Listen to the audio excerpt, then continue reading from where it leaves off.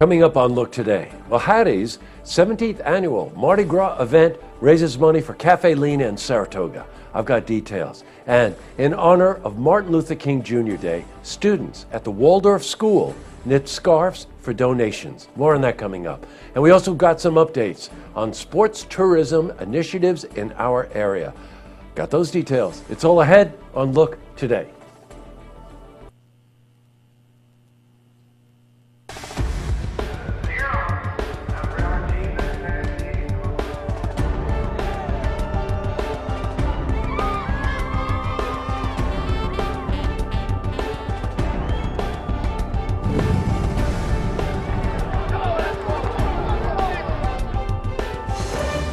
Welcome, everyone. I'm Jay Hood Jackson, and this is Look Today. Well, in tonight's program, I sit down with Maureen Clancy. She's executive chef instructor. We're joined by Jeff Rescott. He's an HVAC instructor. They're both at the CTE Myers Education Center, and they're here to discuss an open house at BOCES in Saratoga for prospective students. And I also sit down with Joan Gerhardt. Now, she's a committee chair of Seroptimus of Saratoga County, great organization. She's here to talk about a fundraising event that's happening this Saturday, January 21st. Plus, we've got your weather for the Tri-North counties, but first, these headline stories.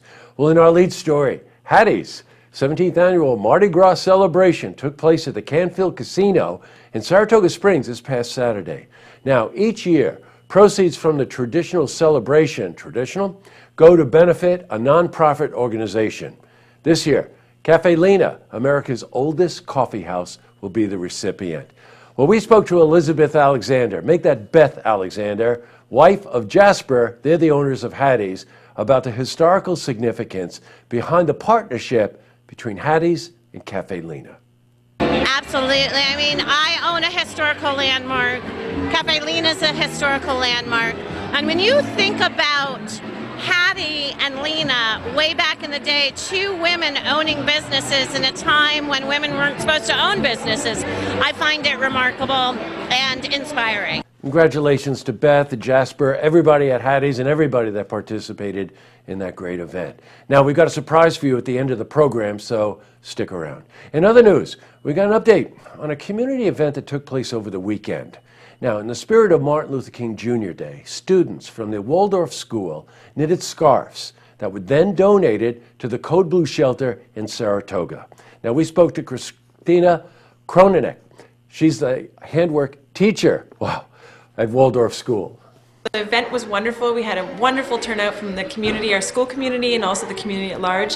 Many hats and scarves were made and donated, and we have a lot of other scarves that are being made now. Many people took their work home and are continuing to work. We had a lot of new knitters come in and learn, so they need a little more time with their items, but they will be continuing to collect those items all month. What a great idea that is, right? All right, switching from news to weather. Today saw overcast skies with temperatures in the mid-low 30s. It's raining, it's sleet, it's mixed precipitation. What a way to start a week. Well, let's see how the week is going to shape up. For a more detailed look at our weather, let's head to the Glens Falls Weather Center for a look at your first forecast. Thanks, Jesse. As we jump into our first look weather center, we are going to continue to watch for some more wet, wintry weather to push our way, watching this frontal boundary. In fact, a pair of them and a low spinning up our way will bring in some light rain, some snowfall activity, then back over rainfall for the daytime tomorrow. So for the overnight hours, temperatures in many spots across the northeast into those mid-30s, quickly trailing off to around the freezing mark here across the Glens Falls area. But temperatures actually do their best to try to creep back up at least a few degrees by the early morning hours. So this morning low will actually occur between about 1 to 2 in the morning. We could still pick up an inch or two of snowfall, so the winter weather advisory does stay in place. Then as we push into the daytime tomorrow, as we saw, those temperatures will creep back up a few degrees by daybreak, temperatures reaching 36 for the afternoon. So we may start off with some snowfall, then everything changing over rainfall. Likely going to see a few slick spots out there early tomorrow morning. Temperatures still right around or just above the freezing mark, and we'll see that snowfall eventually transitioning over to rainfall as we head over the afternoon hours. So we'll see that chance of rain activity with us at a 70% chance. Wednesday high 36, but a stretch of 40s will take us on through Friday, Saturday, and Sunday. We'll see some sunshine Friday and Saturday. Some clouds return, and we'll try to hold on to the more mild air as we finish out our weekend. Well, that's it from the First Look Weather Center. Now let's get back to you, Jesse. Thanks, Brian. Boy, at least for the next 2 days, especially in the morning, be careful. This rain is going to turn to ice. Happy winter. Back to the news.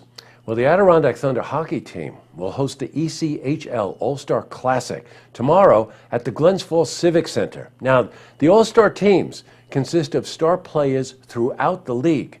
Now, this event will bring a big boost to the local tourism market in Glens Falls. And we spoke to Jeff Mead. He's the general manager of the Glens Falls Civic Center. Yeah, obviously, January is one of the slower months in Warren County, so we're excited. There'll be 28 teams represented in Glens Falls tomorrow night in Warren County. The festivities are in Lake George, Glens Falls. So there'll be a lot of out-of-towners spending their dollars on our hotels and our restaurants and our bars. So it'll be an exciting couple nights in Glens Falls, Warren County. Now, continuing with sports, we got an update on the sports tourism initiative throughout our area. The Lake George Regional Convention and Visitor Bureau is teaming up with the City of Glens Falls to discuss the possibility of forming the Lake George Region Sports Alliance.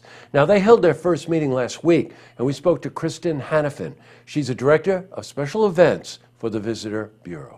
So we discussed currently what the initiatives are from the CVB standpoint, some of the marketplaces that we'll be going to this year, specifically relating to sport tourism, and some of the initiatives and the opportunities to work with us in partnership to be able to market and promote this great market segment for tourism in the area. Up next, I sit down with Maureen Clancy. She's executive chef instructor, and we're joined by Jeff Rescott. He's an HVAC instructor. They're both from the CTE Myers Education Center here in Saratoga, and they discuss an upcoming open house at BOCES for prospective students. It's a great interview. Plus, I also sit down with Joan Gerhardt. She's a committee chair for Soroptimist of Saratoga County. She's here to talk about a fundraising event that's happening this Saturday, January 21st. But first, if you see news happening, you want to share a story idea, how about join us for an interview? Then give us a call on the hotline. The number is 798-8000. Time we have for this edition of Look Today. I've got some lookouts. As some of you might have noted, we played hooky yesterday. Kind of a last-minute thing for us, but we figured if everybody's taking off Monday, then we were going to take off Monday too, and honor Martin Luther King Jr. I got caught, though. A viewer, John Kokornin from Queensbury, said, "Where are you guys?" So I emailed him back again and said, "Hey, we played hooky," and that thanked him for watching. I said, "What do you like to watch?" And he says he likes to watch Look Today until the interviews, unless it has something to do with Glens Falls. Well, that's pretty good. Well, thank you, John, and thanks for watching. Also, it's Monday, or it's Tuesday, Monday. We're going to do Look Ahead, which is this week we have Lieutenant Governor Kathy Hochul, the Children's Museum in Saratoga, the Tech Smart Breakfast in Malta, and reports on the city charter meeting. That's all coming up this week, so look forward to that. And last but not least, our rollout tonight is special. This Mardi Gras celebration that Hatties puts on every year is just magic in the air. And Drew was there and he said there was magic in the air. And so we're going to roll out tonight with something from Soul Session featuring lead singer Garland Nelson, who, as you know, was a guest here last week. All right, good night, everybody. Don't forget, tune in tomorrow for the stories that matter to you. Good night.